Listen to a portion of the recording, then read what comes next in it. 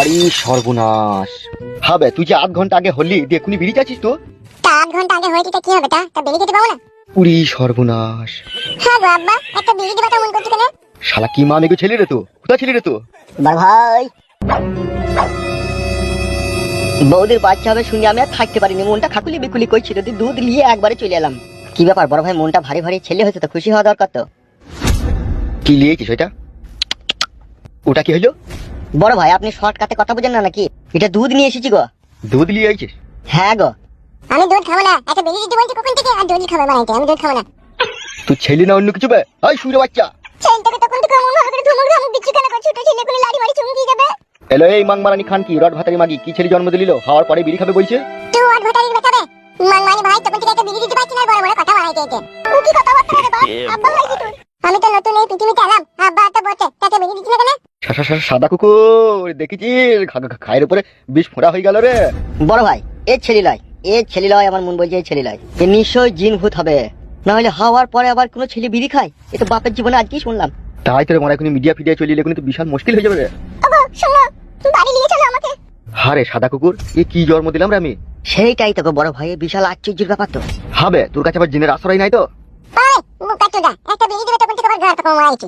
উড়ি বাপ রে বাপ। ওগো তুমি বাড়ি চলো গো, বাড়ি থেকে যা হোক করবে। শালা কি ছেলে জন্ম দিলাম রে আমি? আমি তো আল্লাহকে মানাই করলাম যে আমি এমএলএ সাহেবের ঘরে জন্ম হব না, আমাকে ঠেলে গুজিয়ে পাঠিয়ে দিল। কি কথা বলছিস রে সাদা কুকুর? আমি এই পৃথিবীতে তোমার ঘরে আসতেই চাইছিলাম না, আমাকে দৌড় দৌড় করে পাঠাইলো। আমার তোমার ঘরে জন্ম নিয়েও আমার শান্তি নাই, মানে একটা বেরিয়ে দিছিল তখন থেকে। ওগো আমাকে বাড়ি নিয়ে চলো গো। সাদা কুকুর, জি বড় ভাই যান। তুই এদিকে বাইক করলে আয়, আমি ডাক্তারের কাছ থেকে ছাড়ের কাগজটা লিখে লিছি। ঠিক আছে বড় ভাই যান। কই গো টাটকা ভাইপু, এলাও দুধটা খেয়ে লাও। তো মায়ের গুণ খাবো বে, শান্তি ছিল। কাকা হইছি রে, গাল দিস কেন মনে করে? তা আমাকে দুধ খেতে বলবে কেন? বেশ বাপ, তোকে দুধ খেতে হবে না বাপ। কোলে এসো বাপ, বাপ শোনো আমার কোলে এসো। পালাবে কোলে মারাই দিয়ে, তাহলে হেঁটেই চল দেবো। এই এটি যখন চলে দিছো, নাম নাম চো। হ্যাঁ এই তো।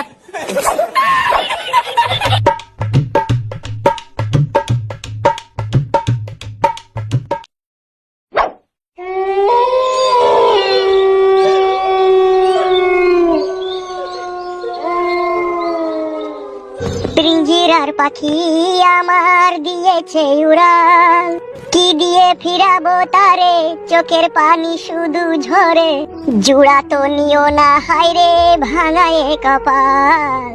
যখন রাত্রি নিঝুম নেই চোখে ঘুম, একলা শূন্য ঘরে তোমায় মনে পড়ে, বউ গো তোমায় মনে পড়ে। তুমি এত নিষ্ঠুর পাষাণ হলে কিভাবে, বুঝতে পারি না গো বিধি, আমি কি যে ঝামেলায় এখন পড়েছি, নিজেকে বোঝাইতে পারছি না। কি করিব কোথায় যাব, মনে হয় নিজের মাথা নিজে নিজে ফাটাই গো ফাটাই গো। ও তুই যে কাজ করলি গো আমার শোনাবো, এরই ফল তুই একদিন পাবি, যেই দিন পাবি সেই দিন বুঝবি, ভাতা ছাড়া কি যে জ্বালা গো জ্বালা গো। ও তুই আমাকে কাঁদিয়ে সুখ তুই কোথাও আর যে পাবি না, যেখানে যাবি সেখানেই জ্বলবি, মনে রেখে দি সেই ফালতুর অভিশাপ আছে গো আছে গো। এ ভাই ফালতু আর দুঃখ করিস না ভাই, তোর জন্যই সবকিছু করছি আমরা। কি আর বলবো কালো কুকুর ভাই, সত্য যুগে মেয়েরা স্বামীকে ভগবানের চোখে দেখতো, আর এই মাঙের কি যে যুগ এলো, স্বামীকে কিছু ডিরামে ভয় দিচ্ছি স্ত্রী। এসব কি বলছিস ফালতু তুই? ঠিকই বলছি কালো কুকুর ভাই, নাইলে একবার তুমি চিন্তা করে দেখো, যেই বউকে আমি মনের ভিতর থেকে ভালোবাসলাম, তার শরীরের প্রতিটি অঙ্গ প্রত্যঙ্গ জুড়ে আমি আমার এই 2 হাত দিয়ে তাকে আদর করলাম, তাহলে বলো সেই মেয়েটা আমাকে কি করে ভুলে যায়, আবার যেহেতু আমি তার স্বামী। তোর বুদ্ধি হুঁশ একটু কম আছে বুঝলি ফালতু। কেন? দেখ ফালতু, তোকে আমি একটা সত্যি কথা বলছি, হ্যাঁ বলো। আসলে বিষয়টা যেটা হয়েছে না, মেয়েদের মন এমনিতেই বেশি নরম হয় বুঝলি তো, আর এই নরম হওয়ার জন্য না এরা অল্প জিনিস এই মানুষকে আপন ভেবে নেয়। এটা আমার বিশ্বাস হলো না। কেন বিশ্বাস হলো না কেন? আমার সাথে তো 3 বছর আমার বউ সংসার করলো, আমার খেললো, আমার পড়লো, আমার সাথে শুইলো, তা আমাকে আপন ভাবলো না কেন? তুমি যে বলছো অল্পতে আপন ভেবে লাই, তাইলে এত কিছু দেওয়ার পরে আমাকে আপন ভাবলো না কেন? আমার কাছ থেকে পালিয়ে গেল কেন? ওগো আমার কাছে একটা কথা শুনো। হ্যাঁ বলো। কিছু কিছু মেয়ে আছে, এরা খুবই চরিত্রহীন প্রকৃতির হয়। তাই নাকি? হ্যাঁ গো হ্যাঁ, এই ধরনের মেয়েরা সৌন্দর্য পুরুষ মানুষকে দেখলে ভিতরকার আশা আকাঙ্ক্ষা অন্যরকম করে ফেলে। মানে কি করে ফেলে? অ্যাকচুয়ালি বিষয়টা যেখানে গিয়ে দাঁড়ায়, তা হলো ওইসব পুরুষ মানুষের কাছে শুতে চাই সেই সব মেয়ে। কালো ভাই বৌদি ঠিকই বলছি গো, মেয়েরা অমন ধারায় হয় বুঝলে তো, মেয়েরা অমন দ্বারাই হয়, সেটা তো আমি বুঝলাম। তা তুই মেয়েটাকে ভুলছিস না কেন? তুই অন্য মেয়েকে বিয়ে করছিস না কেন? ওর পেছনে তুই পড়েছিস কেন? কি আর বলবো তোমাকে ভাই, যেদিনকে তোমার বউটা তোমার কাছ থেকে পালিয়ে যাবে সেদিন তুমি বুঝবা বউ হারানোর কি কষ্ট হয়। আমার বাল হবে বে, আমার কোনো কষ্ট হবে না। এরকম বালের বউ যদি আমার হারিয়ে যায়, তা দাদা এই এর একটি চুলও খুশি পড়বে না আমার। কি বললে তুমি কথাটা? তাহলে তোমার মনে মনে এই আছে, তোমার জন্য আমি আমার নিজের জীবনকে বাজি লাগালাম, আর তোমার মনে তাহলে এইরকম আছে আমার জন্য? তোমাকে বলতে চাইনি কথাটা আমি, এখন বুঝতে পারছি তুমি আমাকে ভালোবাসো না। দেখো চোখ ছুঁয়ে বলছি, তাকাও তাকাও। তুমি আমার জান, তুমি আমার প্রাণ, তুমি আমার মাংস সোনা, তুমি আমার পাতি হাঁসের ডিম, মাঝে ফালা করে বিট নন্দি খাবো, তবু তোমাকে ছেড়ে যাবো না। সত্যি করে বলছো তো? মাথায় হাত দিয়ে বলছি সত্যি করে। কালো কুকুর ভাই, বউ দেখুন তোমাকে ছেড়ে পালায়নি, শুধু একটু অভিনয় হলো এখনই, তাতেই তোমার মন ভেঙে গেল। আর আমার বউ আমাকে 3 বছর ছেড়ে চলে গেছে, আর এই 3 বছরে আমার চোখের সামনে দুটো পুরুষ মানুষের কাছে শুনলো, না জানি আর আগেও কারো কাছে শুতেও পারে। তাইলে আমি বুকের ভিতরে কত কষ্ট নিয়ে বেঁচে আছি বলো তো ভাই? সত্যি ফালতু, তোর ভালোবাসার কোনো তুলনা হয় না রে। তুই হচ্ছিস কয়লার খনিতে থাকা এক ঝলমলে হিরে বে, আর তোকে ইটের টুকরো ভেবে তোর বউ ছুরি ফেলে দিয়ে চরম অন্যায় করেছে, বহুত পস্তাইতে হবে তাকে। সে তো জানি গো ভাই, ভগবান ছাড় দেয় কিন্তু ছেড়ে দেয় না। একটা দোকান খোলা নাই, শুধু মুড়ির দোকানটাই খোলা ছিল। ওরে ভাই তো লিগা মুড়ি আর পানি দিয়েছি। কি হলি কি বেমন খারাপ কেন? এমনি কিছু হয়নি। বেলে ধর দাদালে, এই চিটটা জলে খেয়ে নেবে, মুড়িটা খেয়ে ধর, পেট ভরে খেয়ে নেবে, ঠিক আছে? আবার সে 2 দিন পরে খাবার পাবি। হ্যাঁ রে কালো কুকুর। হ্যাঁ বল। এই ছোড়া তো খাওয়ার ব্যবস্থা হইলো, তোদের দুজনের তো খিদে লেগেছে, তোদের খাওয়ার ব্যবস্থা তো করতে হবে। দেখ তুই যা ভালো বুঝবি তাই কর। কি ব্যাপার, রাগ করছিস নাকি? বৌদি তুমি তো বুঝতেই পারছো, সেই আসমান দিয়ে চিচিং ফাঁকের গর্তে আমরা এখন আটকে গেছি। এখন এইভাবে 2-4 দিন আমাদের কাটাইতে হবে, না আর কোনো উপায় নাই।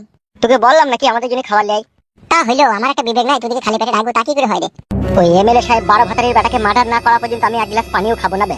সে তুই না খেলেও তোর বউকে তার খালি পেটে রাখা যায় না, ও মেয়ে ছেলে, ওর পেটে লাগবে, ও খালি পেটে খাইয়ে। বৌদি বলো।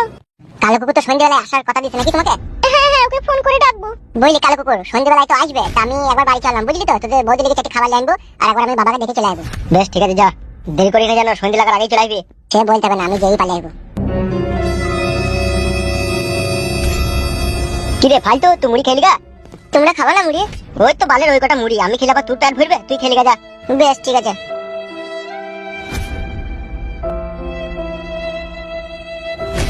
তুমি চিন্তা করছো নাকি? আমি আবার কি চিন্তা করব? আমি আমার স্বামীর প্রাণ বাঁচাতে এসেছি, আমাকে চিন্তা করলে হবে বলো?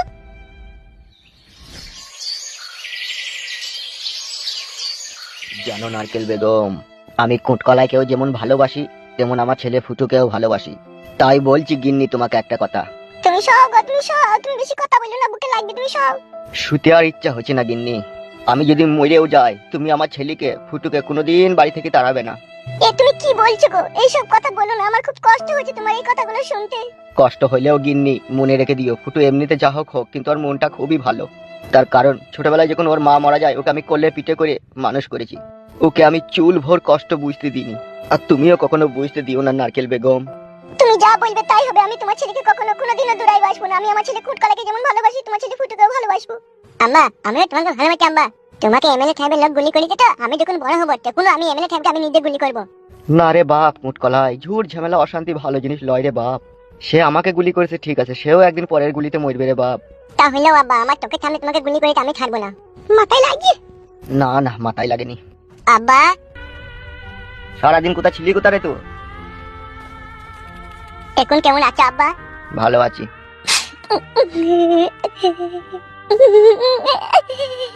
কি হইল রে, কাঁদছিস কেন? আব্বা কি সব হয়ে গেল? আমার কিচ্ছু হয়নি, তুই মন খারাপ করিস না, তুই কাঁদিস না। তোমার বুকে যে যন্ত্রণা হয়েছে তার শতগুণ যন্ত্রণা আমার বুকে হচ্ছে আব্বা। আমি আর প্রতিশোধ লুবো আব্বা, পৃথিবীর কেউ আমাকে আটকাইতে পারবে না। তোমার বুক দিয়ে রক্ত বাই করেছে, আমি আমি ছাড়বো না ওকে। তুই যেখানে যেভাবে থাকবি সাবধানে থাকবি। সাবধানে তো আছি গো আব্বা, আর এই সাবধানে থেকে ওর জীবনকে আমি সাবধান করে দেবো। আমি কোনোদিনও ভাবতেই পারিনি এই আমার জন্য আমার বাবাকে মৃত্যুর সাথে পাঞ্জা লইতে হবে। শোনো জামাই, তোমাকে আমি একটা কথা বলছি। তুমি এখন কোথায় আছো? কোথা? আমাদের গ্রামের শেষ মাথায় যে রাজার বাড়িটা, পুরনো ভাঙা বাড়িটা আছে, ওইখানে আমরা আশ্রয় নিয়েছি। সাবধানে থাকবে, এমএলএ সাহেবের লোকজনের সামনে সামনে কখনো হবে না। তার কারণ তুমি তো সবই বুঝতে পারছো, ওরা এখন আমাদের চরম শত্রু হয়ে দাঁড়িয়েছে। তোমার কিছু হয়ে গেলে তোমার বাবাকে আর বাঁচানো যাবে না। তাহলে তুমি চিন্তা করবে না শাশুড়ি মা, আমি ঠিক সেফটি জায়গাতে আছি, আমার কোনো অসুবিধা হবে না। তাহলেও সাবধানে থাকবি, বুঝলি বাপ? আমাকে নিয়ে একদম চিন্তা করবে না। হ্যাঁ আব্বা। কি গো, তুমি কখন এলে? এই তো এখনই এলাম। কেমন আছো, ভালো আছো তো তুমি? হ্যাঁ আমি ভালো আছি, তুমি ভালো আছো তো? আছি বউ, কোনো রকম। বলছি বাবু ভাত রান্না হয়ে গেছে? হ্যাঁ হয়ে গেছে তো। চলো আমি চাটি ভাত নিয়ে যাবো। এসো।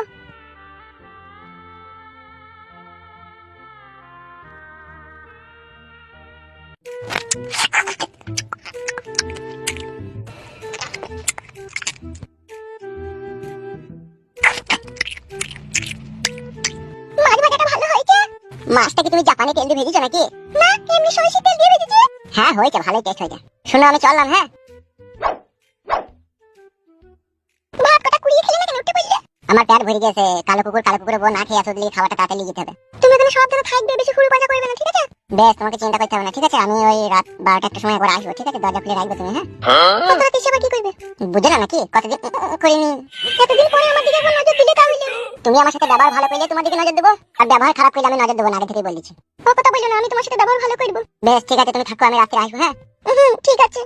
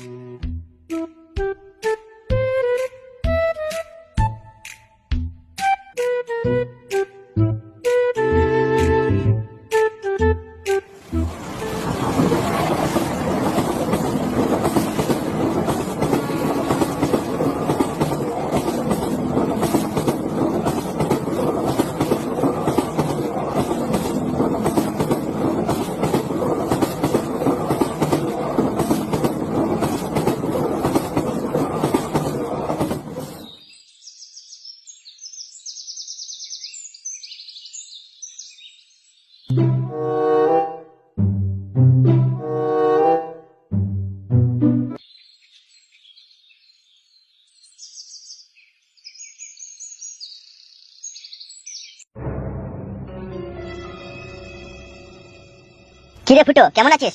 প্রিয়াঙ্কা কেমন আছিস রে? ভালো আছিস তো? কি ব্যাপার, আমার বকে ভালো আছিস বলছিস কেন? ওগো, ওটা আমার দাদা হচ্ছে, আমার কাকার ছেলে। তাই নাকি? হ্যাঁ গো হ্যাঁ। বাবা রে, তাহলে তোমার শালা বাবু হয়ে গেছে। বাল মুখ আমার বেশি কালামো মারাই না, কালামো মারাই না। রাগ করছিস নাকি ভাই? তোর বোনকে বিয়ে করছিস, তুই তোমার শালাবে? তুই যে আমাদের ক্ষতি করেছিস, তোকে কোনোদিন ঘরে লাগলে আমরা মেনে নেবো না বে। বে বুকাচুদা, উঠ কেসটা একবার ধরো তো। বে, আমি আর এমএলএ সাহেবের সাথে কাজ করি, যা তুই মানবি না আমি তোমার সাথে ছেড়ে দিয়ে যাবে। তা হইলেও তুই বহুত ক্ষতি করেছিস আমাদের। দাদা শুনো, আমার স্বামীর এখন বিশাল জ্ঞান বুদ্ধি, আর এমএলএ সাহেবের ধারের কাছেও নেই। ও আমাকেই ভালোবাসে, আমাদের ফ্যামিলিতেই থাকবে ও। আর আমি ওকে সব বলেছি আমাদের কথা। তুমি আমার কাকার ছেলে, বাবা জেঠা সবারই কথা ওকে বলেছি। বুঝতে পেরেছিস? আমি সবাইকে চিনতাম না, আগে এখন চিনিছি। যেদিন থেকে জানলাম তো আমার ভাগে শালা হয়েছে, সেদিন থেকে মনের ভেতরে একটু খাকুলি বিকুলি করছিল তোর সাথে দেখা করার লেগে। ভাগে শুধু পেয়ে গেলি শালা বলি তাই, নাহলে কোনোদিন আমি তোর সাথে কথা বলতাম না। ওগুলা কি বেটিপি না? ভাত তরকারি আছে। তোর বাবার লেগে লেগেছি নাকি মাঠে? না না, এমনি আমার বন্ধুদের লেগে। বন্ধুদের লেগে ভালো লেগেছিস কেন? তুই তো গ্রামে ছিলি না, তুই আর কি জানবি, বিশাল বড় ঘাবলা কেস হয়ে গেছে। কিসের ঘাবলা কেস হয়ে গেছে? যেদিন থেকে তোরা দুজনে গ্রাম ছেড়ে পালিয়ে গেছিস, সেদিন থেকে গ্রামে বহুত কিছু ঘটনা ঘটে গেছে। তাই নাকি? কি ঘটনা? এমএলএ বিকাশ দত্তর লেগে আমাদের জীবনে কোনো শান্তি নাই। গত 2 দিন আগে আমার বাবাকে গুলি করেছে এমএলএ বিকাশ দত্ত সাহেব। কি বলছিস ফুটে তুই এসব? যা বলছি ঠিকই বলছি। এমএলএ বিকাশ দত্ত সাহেব আমাদের পথের কাঁটা হয়ে দাঁড়িয়েছে। শালা সুরের বাচ্চা এমএলএ বিকাশ দত্ত সাহেব, শালা জারদ সন্তান যে কোন পানির পয়দা সেটাই আজও বুঝতে পারলাম না। তোদের উপরে এত অত্যাচার করেছে? ও টিচার, কতজন এমএলএ বিকাশ দত্ত লেগে গ্রাম ছেড়ে পালিয়ে গেল। কি বলছিস তুই? আমাদের গ্রামে যে ফকিং বৌদিটা ছিল তাকেও তো রেপ করে মার্ডার করে দিল এমএলএ বিকাশ দত্ত।